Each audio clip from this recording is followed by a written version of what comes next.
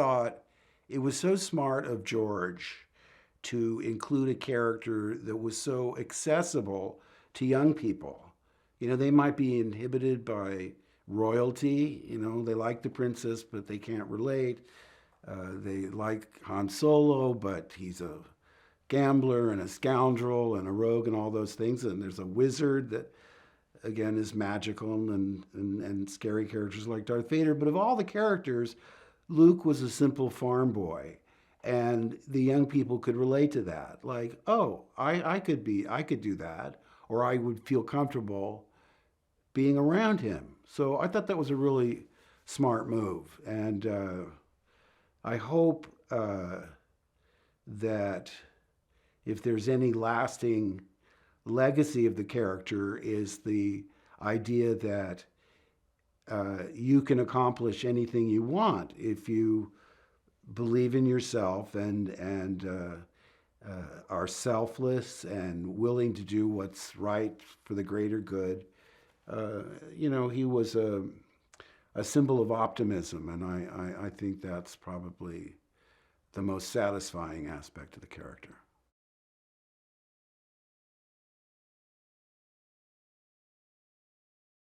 Well, I'm so glad Billy D uh, is in the final installment because he deserves it. I thought anybody that's still around, no matter how prominent or obscure, should be come back. I would love that, but especially Billy D, because we were unknowns when we were cast, and when they cast Billy D in Empire, he was like a big movie star. We went, wow. Lady Sings the Blues, and I won't go through his whole resume, but he's just the smoothest. He's almost like an old school 1930s matinee idol, and he's just a really wonderful guy and fun to be around. And he saved my life in Empire, so I owe him that.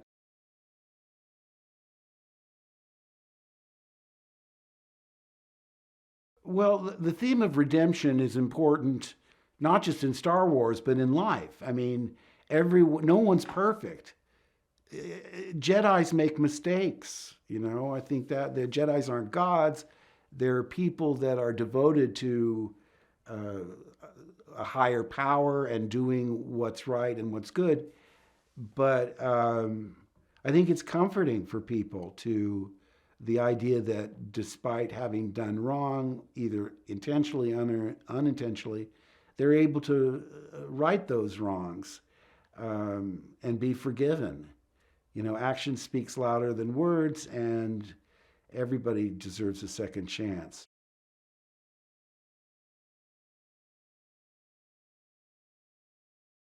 Luke, obviously, that as you come into this new generation of characters, Luke's story has been told. It's their story, and he, like Jiminy Cricket or uh, like Obi-Wan, is there to sort of guide and offer advice from his experience. And I'm sure, yes, absolutely, recognize that element of